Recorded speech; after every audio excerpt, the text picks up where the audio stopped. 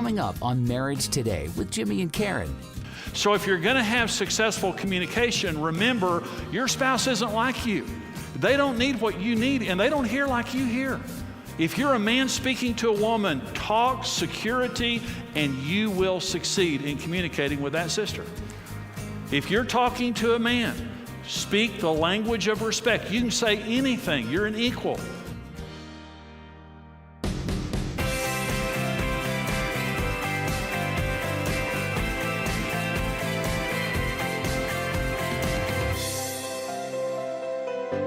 When you're fighting an enemy, one of the things they want to do in war is to cut your communication lines. They don't want you communicating with each other, because once they cut your communication, they can confuse you and defeat you.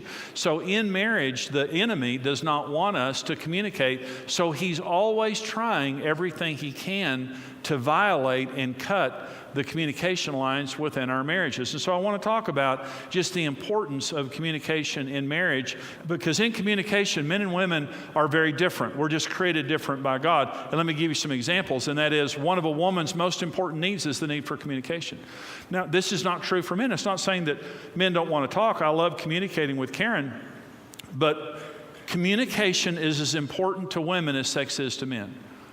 And that's what I say to men all the time, for men to understand it. Because men understand sex. They understand how powerful our need for sex is. Well, Karen, when we got married, I didn't like to talk. I mean, I like to talk a little, but she just wanted to talk all the time. And she wanted to talk about everything. And when I came home from work and stuff, I thought she was nosy, And I just thought, I don't want to feed that monster.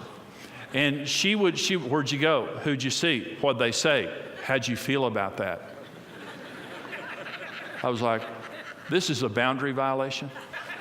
And you need general information about where I've been and what I've done, but my feelings are my feelings.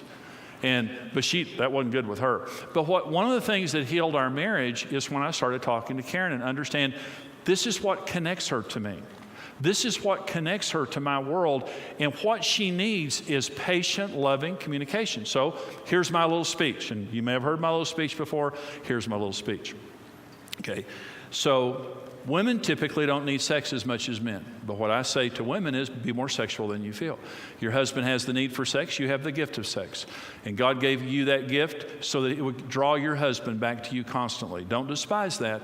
It's a precious thing that keeps your husband coming back to you, and it's important to meet that need. Be more sexual than you feel. That's my little speech to women. Here's my little speech to men. Okay, I just got through saying something really wonderful to your wives, because that was a biggie.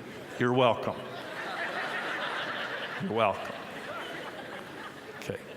Here's my little speech to you. Who cares if you don't want to talk? You talk. I just told your wife to be more sexual than she feels. I'm telling you, you talk more than you feel. And you come home, and when she wants to talk, you talk. And don't give her headlines. You open up. You do it with your friends. You do it with her. And she says, what'd you do today? And you don't say, nothing. Filled up my truck. Went to work. You say, honey, I woke up this morning at 6:37. I didn't actually open my eyes, but I came into consciousness. I was feeling a little insecure about my meeting with Bob. And just that's what she wants to hear. She wants to hear. And she needs every now and then get a nail, just stand here like this, poke yourself and cry. It's big points. Big points. And I drove down the street, and the dog had been run over. Like she goes, oh, really? Oh, really? I love it. Oh, you cried. So, give it up. Give it up right there. And so that's it. So it's not your need. That's what I'm saying. I'm not saying you don't need to talk at all, but it's not your need, but it's your wife's need. So women are different in this area, and men need to respect their wives' need for open, patient, honest, emotional communication. And it's wonderful. I just tell you, I've done it for years with Karen. I like it as much as she does now. I don't know if I'm kind of getting girly or not, but I'm just telling you. But here's another difference between men and women in communication. Men are emotionally modest. Women are emotionally immodest.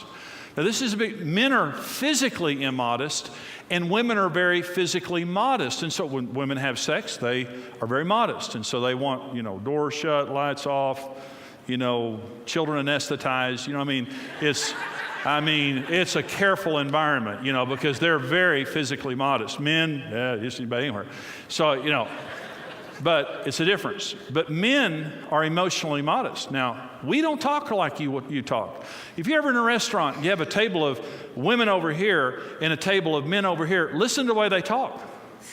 And you listen to the women talking and they're saying, well, did you know that Barbara is going through a real difficult time with Sam? Really?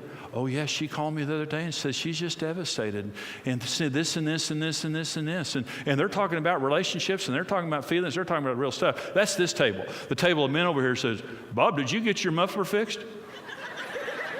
Yeah, I did. And I'm going to go to the Cowboy game the other night. Really? Did you go hunting? What'd you kill last weekend? Well, I killed a 7-1 buck. And that's the way men, how'd you feel when you killed that deer, Bob? I felt real good. I felt hungry. We're not going to talk about our emotions. We don't do that. We're emotionally modest. So women, when they have sex, because they're physically modest, very, very private, don't tell anybody, don't talk about it. This is between us, dark room, locked door, everything's very careful. That's the way we talk. That's the way men talk. See, women are emotionally modest. They'll just say anything to anybody. They're just unguarded. That's just the way God made you. We're not that way. If you want a man to talk, if you ever tell somebody what we said, we'll never tell you anything again. We don't like that. And so you get us in a room, you lock that door, anesthetize those children, and we're going to sit down and talk in a very careful environment. And when we open our heart, you be careful how you respond, because we're very tender on the inside. We really are. Men don't open if you're sarcastic, if you're judgmental, if you're mean-spirited, anything like that, a man will shut down on you, because this is the Holy of Holies. Women are tough. Women can argue with each other. When a man's heart rate goes above 100, he can't hear. We just can't do it. We just zone out. It's like women are so tough emotionally, and women can just talk about their emotions and just argue with each other like that. And men are just like grabbing guns, and we're just like, don't you talk to me like that. Women are tougher than men emotionally. It's just the truth. The way you talk to your husband is keep him calm. Is you honor him, you respect him, and you let him know every word you're saying to me is sacred. And I will not share it, and I will not take opportunity with it, and I won't use it against you later. We're different than you are. Ladies I have the greatest respect for women and the way God made you, but you need to understand, we're just not that way. And even to this day sometimes with Karen, we'll be talking or something like that. It's just hard for women to understand the way we're wired. And so I will open up. But I will not open up in the same environment that Karen is willing to be opened up in, because I'm emotionally modest. That doesn't mean I won't talk. It just means it's a different environment. Here's another difference between men and women. We hear through our deepest needs. Now, this is a huge, huge issue. Listen to what I'm saying. A man's deepest need is the need for honor. This is our mega need, the need for respect. This is the need above all needs with men, even above sex, is we want to be respected. And it's not egotistical, it's the way God made us. We want to know that we're a good man. We want to know that you respect us. That's a big, big deal for us. Women's number one mega need is security. They want to know that their husband is tuned into them, and sacrificially, he will meet their needs. Sacrificially, to his own hurt. When a woman knows that her husband's tuned in and to his own hurt, he will put her first and meet her needs and the needs of the family, she's in heaven, okay? So when we communicate with each other, we have to encrypt our language with their need. An example is this. When a man, I didn't realize this about Karen, but see, she can decode my language very quickly, okay? She knows if I'm speaking security or not. It doesn't matter what we're talking about. It doesn't matter what the conversation is. Here's what she wants to hear me say, encrypted in this. I care, and I'm tuned in, and I'll do whatever it takes. My heart is turned toward you and our family. I'll say no to anything else, and I care about how you feel. When I'm talking with that tone in my voice, Karen's very calm and very reasonable. But when she hears a tone in me that says, I'm disconnected, something else is more important than you, I'm checked out, she's on high alert. And I can't calm her down. And I can sit there and say, what are you so upset about? Like that. She said, because this, I don't understand. My heart's not there. I've got everything I say to her, if it's going to be successful, it's got to communicate security. I'm tuned in, it's okay.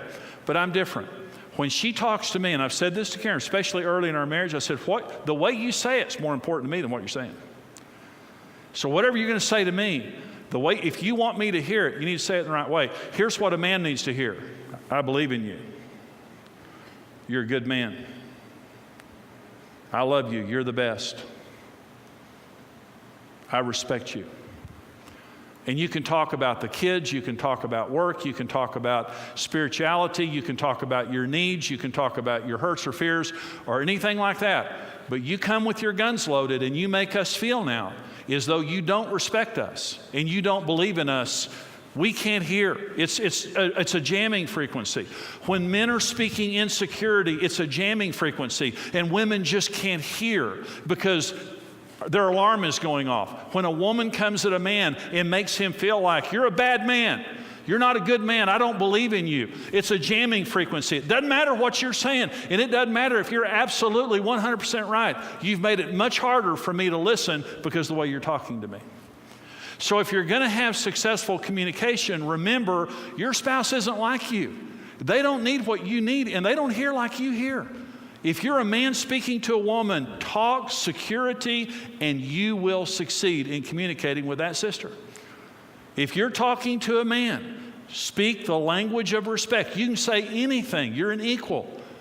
But say it with respect in the tone of your voice, and you'll succeed in talking to that man. Let me say this.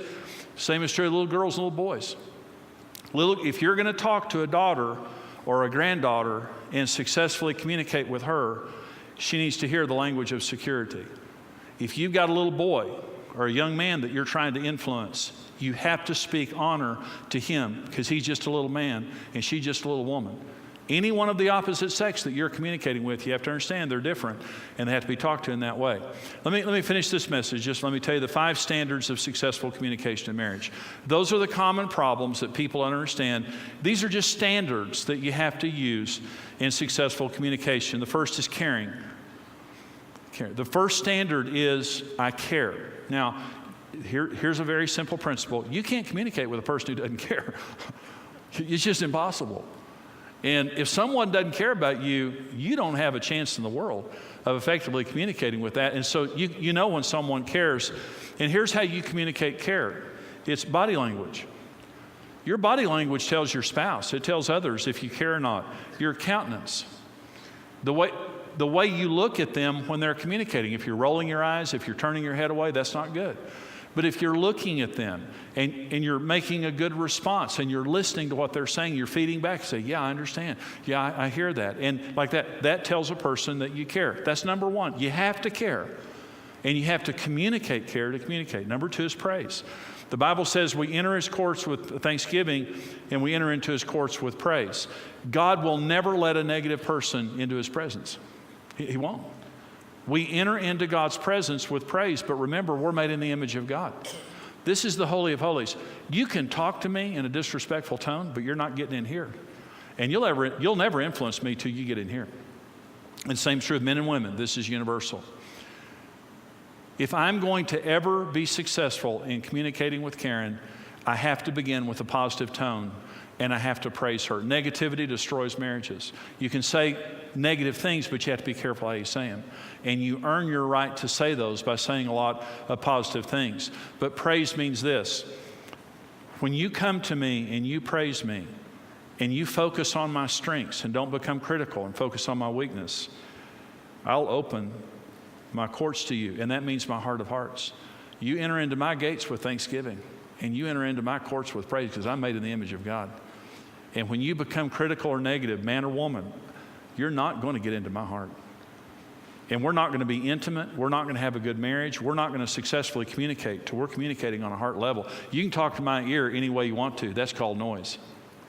But if you're going to communicate with my heart, it is the Holy of Holies, and I'm not opening the gates to you until you praise me. And praise is a discipline that keeps us focused on what is right. Praise gets you to remember why you fell in love with that individual. And when praise leaves, criticism always comes, because there's no such thing as a void. You don't have a marriage where there's no praise and no criticism. When the positive goes, the negative comes in. So we keep the negative away by positive. Focus on positive things. We need to be positive. Number 3, standard is truth. We need to speak the truth to each other. Now we need to be careful how we do it. The Bible says in Proverbs 3:3, bind mercy and truth to your neck and write them on the tablet of your heart. And then Ephesians 4 says, speaking the truth in love, we grow up into all aspects into Him. Mercy without truth is a cheerleader without a team. Truth without mercy is surgery without anesthesia. Truth without mercy is mean, and mercy without truth is meaningless. We need both of them. We need to be kind in what we say, but we need to speak the truth. We need to give each other the right to speak the truth. We need to have an atmosphere of truth. All dysfunctional families either have no communication, they're silent, or they just don't talk about the truth. There's an elephant, white elephant, standing in the middle of the room and nobody talk about it. That's what a dysfunctional family is. A functional family says, we're going to talk about the truth. We're going to talk about our feelings. We're going to talk about real issues in our relationship, but we're going to do it in a loving way. And so give your spouse the right to tell the truth, and you tell the truth. And be careful how you do it, but have a truthful relationship. That's where intimacy comes from. Number 4 is faith. This is a standard in communication. You have to have faith. Without faith, you become mean. In fact, 1 Peter 3 talks about women being able to change their husbands without a word as he observes your chaste and respectful behavior, and it talks about there the gentle and quiet spirit. A gentle and quiet spirit is not a mousy spirit. A gentle and quiet spirit is a woman who has faith that when she speaks that God's on her side. I don't have to be the enforcer. I've got God on my side. I used to bully Karen verbally. After I repented, I would say something to Karen and I would become forceful with her. And one time Karen said to me, Jimmy, I wish that I could just take a recording of what you say and play it back to you, and you would realize the way you talk to me. And this is what I said. I don't talk to you bad. I don't agree with that. The difference between the old Jimmy and the new Jimmy is the new Jimmy had faith that if what I was saying was right, that God would be the enforcer. You have every right to say anything you want to say. Are you the enforcer or is God the enforcer? Because if you have faith that God's the enforcer, you're going to say it and walk away and pray and be at peace. You're going to have a gentle and quiet spirit, whether you're a man or a woman. But if you're the enforcer, you're going to nag, you're going to browbeat, you're going to punish, you're going to bully, and you're going to divide the relationship. Faith. I have faith that if I speak the truth, that the power of God is going to take it and change your life. God's big enough to change you, and if I'm wrong, He's big enough to change me. That's the 4th standard. And the last standard is surrender. I surrender my mouth to God. This mouth belongs to God, and it will be used by God. What we have right now in our full Marriage on the Rock seminar is the fullest and most complete and most updated seminar that I've ever done, and it includes the issue now of blended families, the most important issue in marriage, the 4 foundational laws of marriage, how to understand and meet your spouse's needs, finances, sex, in-laws, all of those kinds of things are covered in Marriage on the Rock. Right now, for your gift of any amount to support the ministry and mission of Marriage Today, we go across America and all over the world helping people succeed in marriage and helping little children stay together with their parents, helping people to achieve their dreams and to keep the nightmare of divorce and family problems from happening. And so if you would support us right now, we'll send you a CD single called The Most Important Issue in Marriage.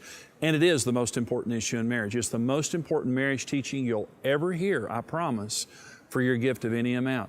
For your gift of $50 or more, we're going to send you the full 10-part audio series, Marriage on the Rock, all the teachings included, with the Marriage on the Rock book also. For your gift of $110, I know some of you, $50 would be a sacrifice for you, $20 would be a sacrifice. Some of you can give $110, and for that, we'll send you the DVD series. All 10 sessions on DVD, plus the Marriage on the Rock book, and plus a bonus book, Happy, Happy Love, which gives you the secrets of how to stay in love. We want you to get these important resources. Here's how you can do it. Marriage on the Rock, the best-selling book and series, is the essential resource to having the marriage of your dreams. Through this power-packed series, marriage expert Jimmy Evans will show you how to deal with real-life challenges and offer easy-to-understand solutions that will transform your relationship. Jimmy will address all the major issues a couple will encounter, like communication, finances, sex, kids, his and her needs, blended families, and much more. For your gift of any amount, you'll receive the CD single, The Most Important Issue in Marriage. For your gift of $50 or more, we'll send you the Marriage on the Rock book and CD series. For your gift of $110 or more, you'll receive the book and DVD series, plus the Passion Reigniting Happy, Happy Love book. Discover God's design for your dream marriage. Whether you've been married for years or just preparing for the journey, experience Marriage on the Rock today. When you're standing at the altar and you're getting married, God is joining you heart to heart, spirit to spirit. That's what's happening there. You have a 100% chance of success in marriage. You were made for marriage. Becoming one to me means really just, having the same heart. Going through the conference has made a huge difference for us. This week has really helped us a lot. It doesn't matter how bad it is, God can turn it around. You come to a conference, you will be changed. Make your marriage a safe place to talk about sexual struggles. You are wired for love. You are totally compatible. Becoming one in God is what makes us one. If you would just tap into this ministry, even for just one session, it would just make a world of difference in your marriage.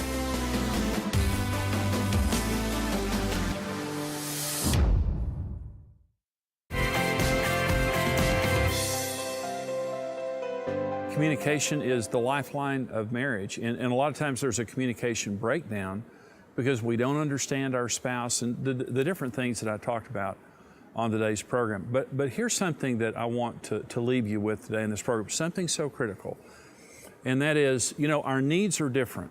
In Marriage on the Rock, and this is the Marriage on the Rock seminar that this teaching is a part of today, and it's a 10-part seminar series, but I talk about how to understand and meet your spouse's needs. When you're talking to your spouse, you need to understand they don't need what you need. And I'm sure you've already, learned that one, that, you're just thinking you're doing a brilliant job of communicating and they're totally frustrated and they get mad at you. And you're thinking, what's your problem? I'm talking. And sometimes that actually causes the communication to shut down. You always have to remember in marriage, you're talking to someone different than you are. And they'll never be like you. Karen and I have been married for almost 40 years. She's not like me. She'll never be like me. To this day, we'll be communicating and she'll be getting frustrated and I'm just thinking, what's wrong? And I have to remember, she's a woman. She's wired different than me. She needs things different than what I need. And so here's what I'm saying.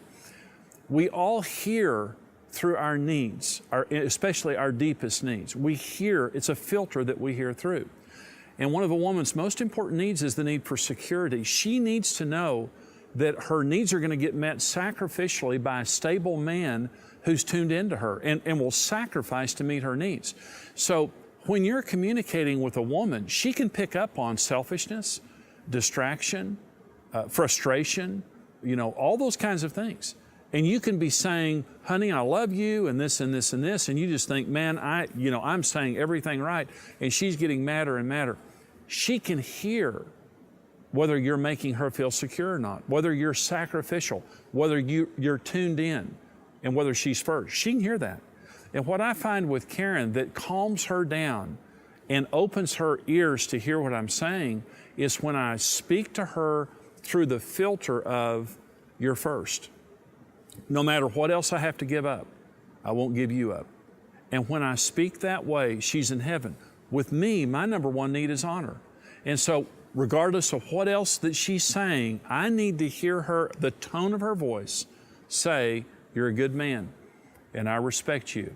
We can communicate in marriage, but we have to remember we're different and we both hear through our greatest needs. I hope that this program today is a blessing to you. When we come, Marriage Today now is across America, multiple times a week on multiple networks, plus all over the world, over 200 nations that we're in, and we're thrilled about that because we love helping people to succeed in marriage. But we can only do what we do because of the partners that stand with us financially. And we are so thankful for all the people who have helped us financially. It's the only reason that I'm talking to you right now. And again, I hope this program and this ministry is a blessing to you. Will you help us keep coming back to you and also go to many other people across America and around the world? We have a very important group of people called our Rock Solid Partners, and they support us every single month. And for that, they get a special resource that no one else gets called our Dream Marriage Library. This is a special resource, the first and best of all of my marriage teachings and messages, and some special things that Karen and I do just to be a blessing to you. And we have different levels that you can support us on, but when you support us, you're making a difference in marriages and families around the world, and you're going to get blessed in a very special way. We want you to be a partner. Here's how you can do it. When you stand with Marriage Today, your individual effort multiplies with other like-minded partners, and together we can rebuild the dream of marriage for couples around the world. I would recommend becoming a Rock Solid Partner because you are grafting into a group of individuals that are committed to restoring marriage to this country, and that's something we want to be a part of. In pursuit of this vital mission, Marriage Today utilizes a daily television broadcast, multiple live events, a comprehensive online outreach, and hundreds of marriage-building resources. Your partnership is literally making every facet of this ministry possible, and that means couples are receiving the help and hope they need to take their marriage to the next level of fulfillment and intimacy. We enjoy the resources, we enjoy all of it, but I think just knowing that we're touching the lives of so many other marriages, creating an atmosphere for them to get the help they need. Being a rock-solid partner with Marriage Today grants you immediate access to an exclusive library of the ministry's resources and intimately connects you with our mission of helping couples succeed in marriage. We're proof that the ministry is beneficial and that it works. It has helped to save us, and that means that our children get to grow up with two parents in a home together. It makes a difference in our lives every single day that I couldn't imagine not being a partner. Everyone has something to give, and there are millions of unreached couples who desperately need the marriage-strengthening resources of Marriage Today. That's why we need you to join us. Become a rock-solid partner with the ministry and mission of Marriage Today. Thank you for watching Marriage Today with Jimmy and Karen. Support Marriage Today with your best gift and receive the series Marriage on the Rock. Plan a special getaway for you and your spouse by attending the Becoming One seminar with Jimmy and Karen Evans. Visit MarriageToday.com/events. Become a rock-solid partner today and connect with the mission of Marriage Today. Together, we can help couples succeed in marriage. This program is made possible by the generous support of our faithful partners.